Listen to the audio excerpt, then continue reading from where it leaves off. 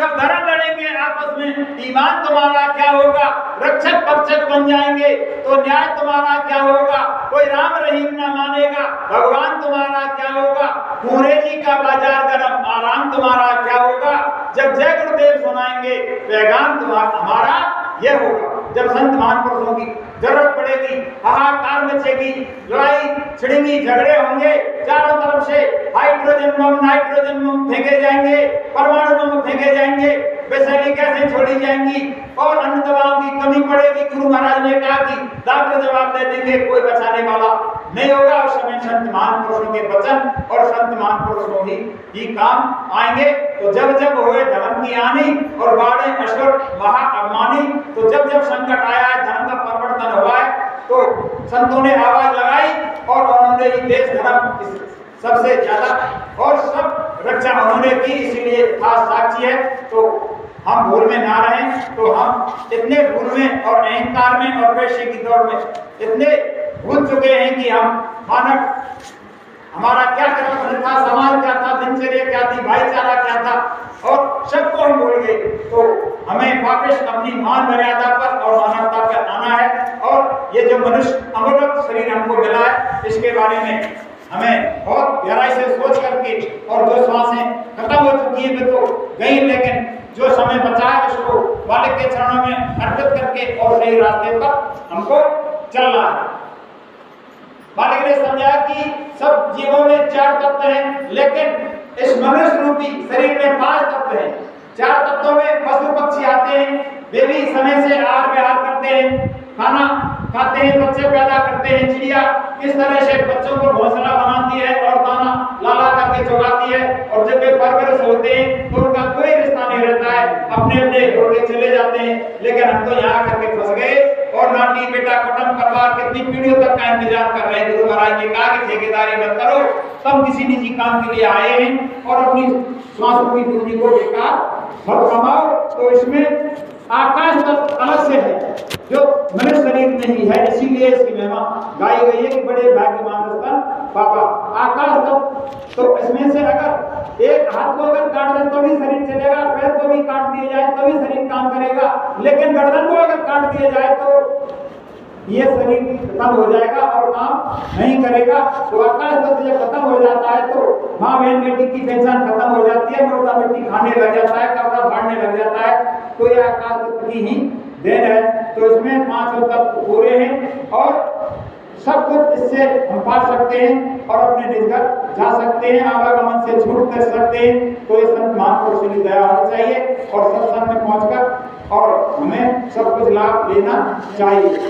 जब कालभूषण संवाद में भगवान श्री रामचंद्र जी ने कहा कि मुझे ज्ञानी से प्रिय विज्ञानी लगा है, तो विज्ञानी किसको माना है? आजकल के जो कल कारखाने हवाई जहाज बनाने वाले विज्ञानी हैं, इनको ये तो भौतिक विज्ञानी है जिन्होंने अपने को जाना, हम कहां से आए हैं, ये मनुष्य शरीर हमें क्यों मिला है, इसको हम नाना प्रकार के आभूषणों से सुसज्जित करते हैं और इसको स्वस्थ रखने के लिए फल दूध मेवा मिष्ठान खिलाते हैं और इसको सुरक्षित रखने के लिए सही तरीका से झोपड़ी बंगला कोठी अपनी यथाशक्ति अनुसार बनवाते हैं कि सर्दी गर्मी और में आराम से रहेगा, और घूमने फिरने के लिए गाड़ी घोड़ा का व्यवस्था करते हैं। और जब श्वासों की पूंजी खत्म हो जाती है तो ये धड़ाम से गिर जाता है और जितने भी यारे प्यारे रिश्तेदार नातेदार सगे संबंधी तुरंत इससे इतना नाता तोड़ देते हैं कि 1 घंटा भी घर में रखना नहीं चाहते।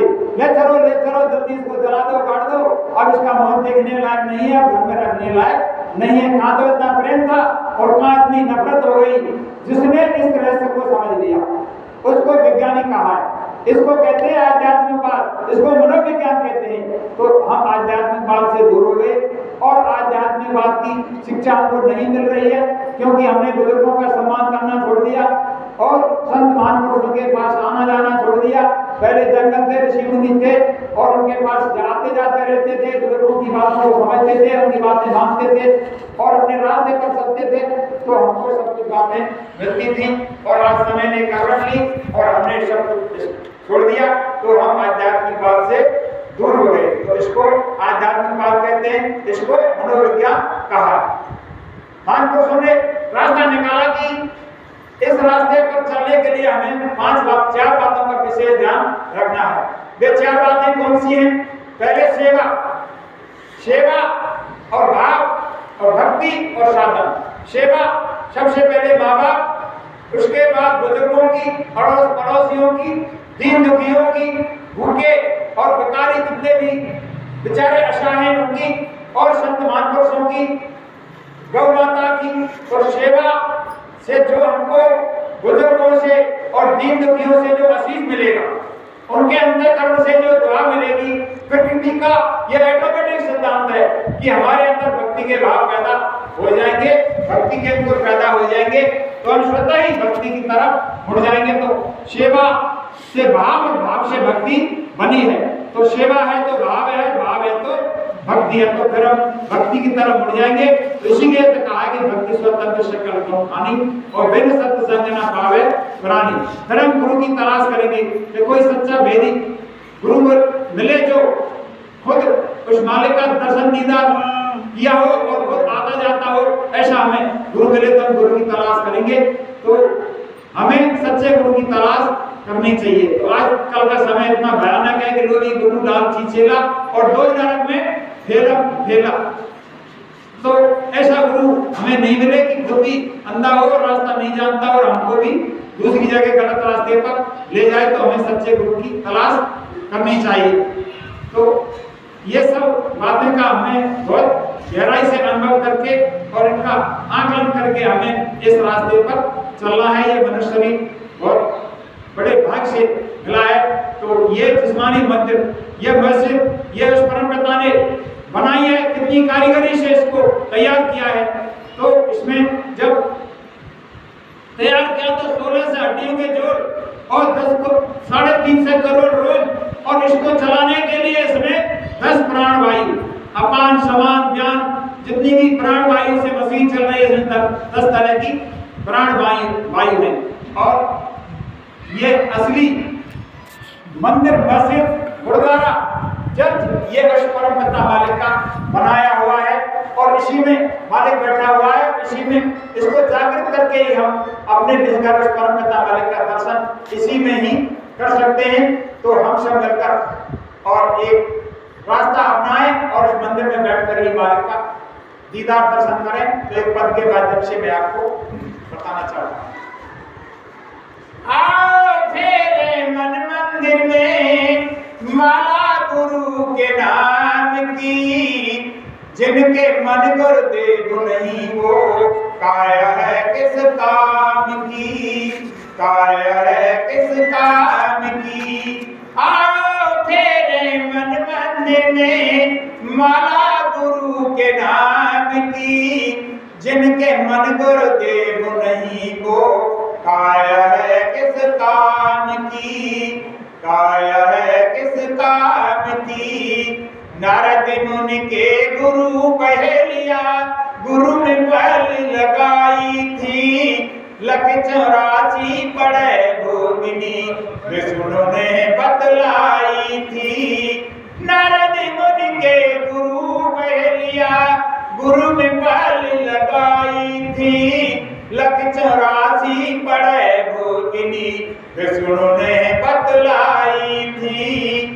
पल में भोगी लख 84, पल में भोगी लख 84, महिमा थी गुरु नाम की, जिनके मन गुरुदेव नहीं वो काया है किस काम की, काया है किस काम की। 5 वर्ष के बालक ध्रुव ने वन में दर्शन पाए थे, कठिन साधना देख भक्त की विष्णु दौड़े आए थे। 5 वर्ष के बालक ध्रुव ने वन में दर्शन पाए थे, कठिन साधना देख भक्त की विष्णु दौड़े आए थे। दर्शन पाए परम पद पाया, दर्शन पाए परम पद पाया, महिमा थी गुरु नाम की, जिनके मन गुरुदेव नहीं वो काया है किस काम की, काया है किस काम की। आओ फेरे मन मंदिर में माला गुरु के नाम की, जिनके मन गुरुदेव नहीं वो काया है किस काम की, काया है किस काम की। कम पहाड़ी प्रहलाद बचाओ। जब हरदास ने पूछा कि कहाँ तेरा भगवान, जब प्रहलाद ने कहा तो में मुंह में खड़क हम में फूल रहे जगदीश, तो उसने जोर से तलवार और खम्भे में मारी, मारी भगवान प्रकट गए।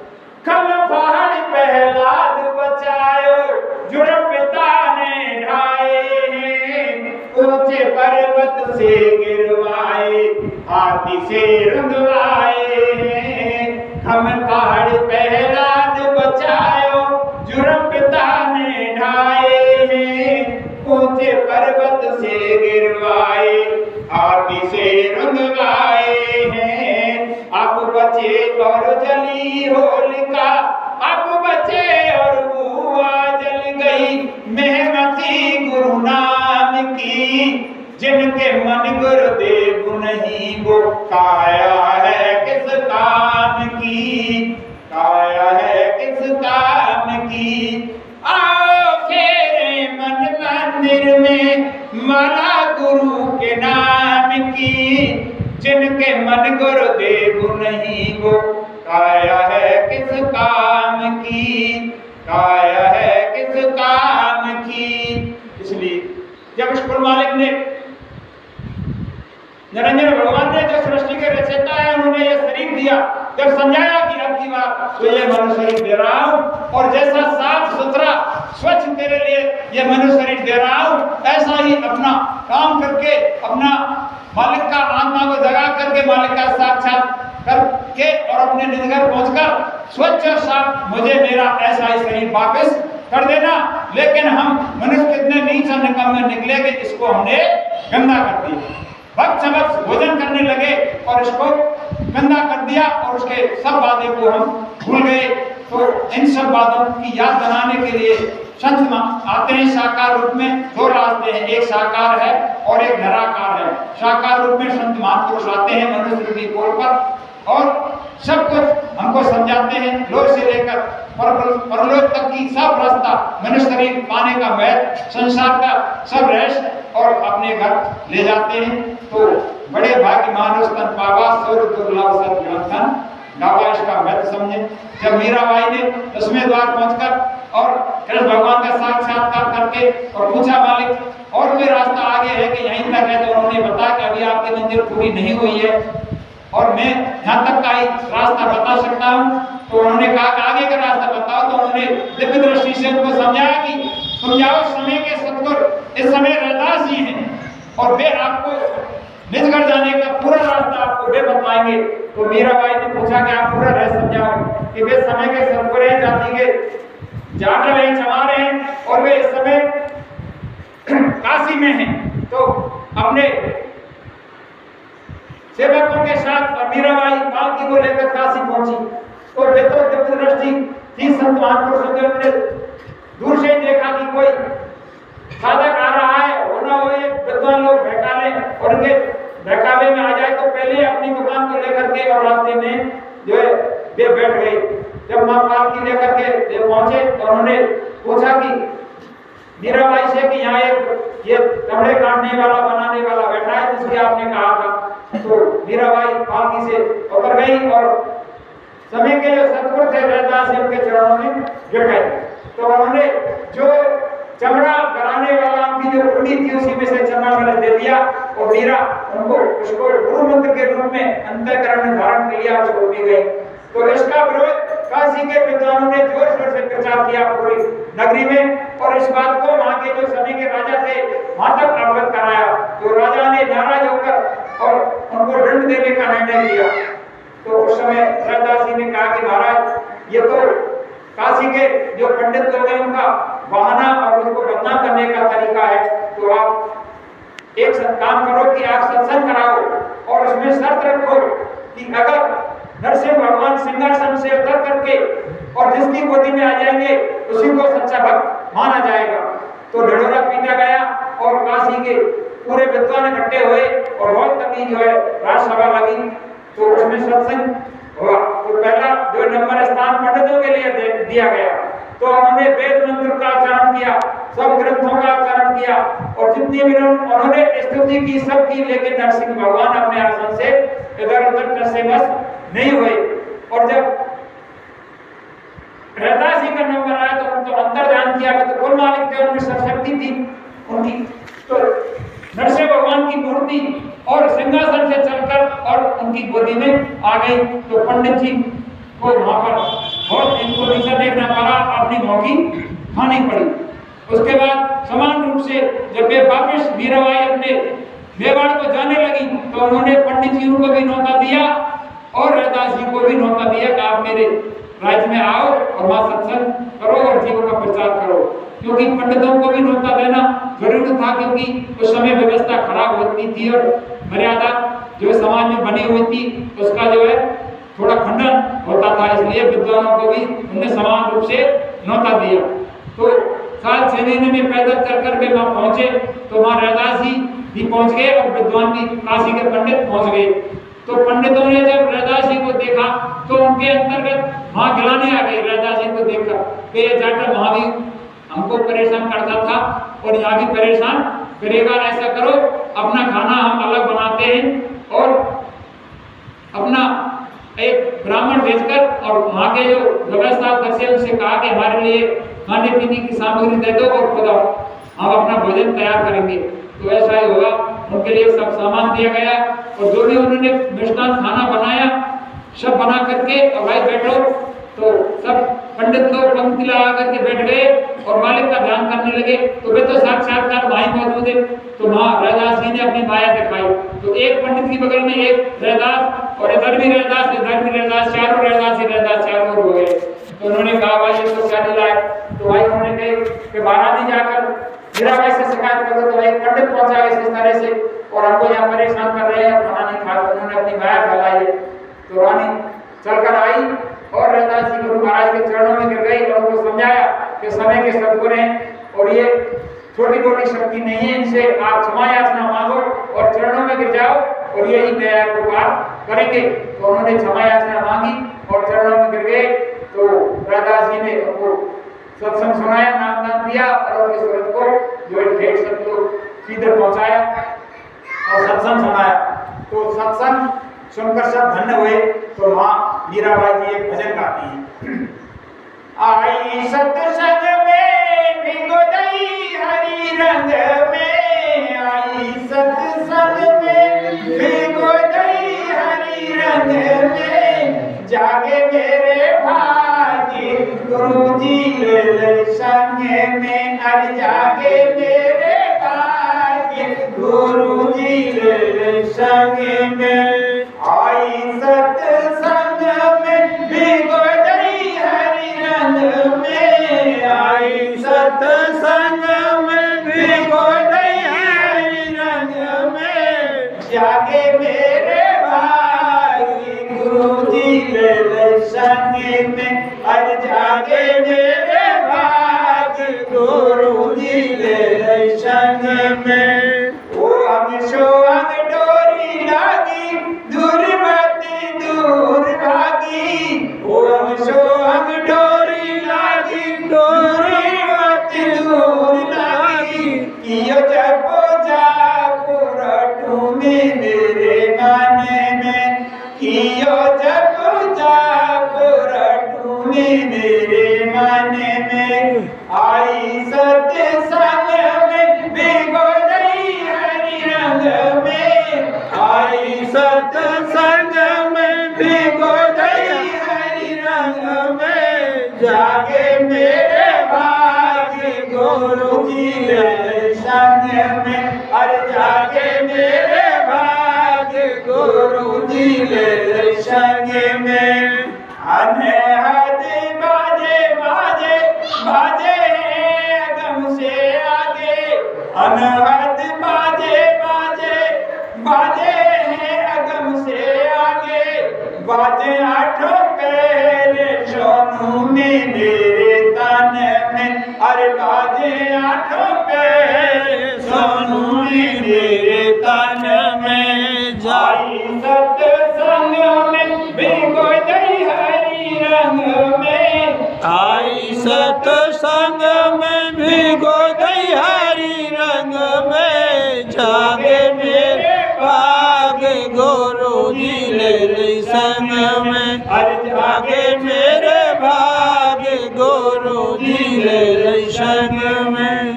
कोई साधु ऐसा सुरते गगन में ताने, कोई साधु ऐसा सुरति गगन में ताने, चाले हंसा चाले मगन भाई मन में। अरे चाले हंसा चाल मगन हुई मन में। अरे आई सत्संग में भिगो गई हरि रंग में, आई सतसंग में भिगो दई हरि रंग में, जागे मेरे भागी गुरु जी ले संग में। अरे जागे मेरे भाग गुरु जी ले ली संग में।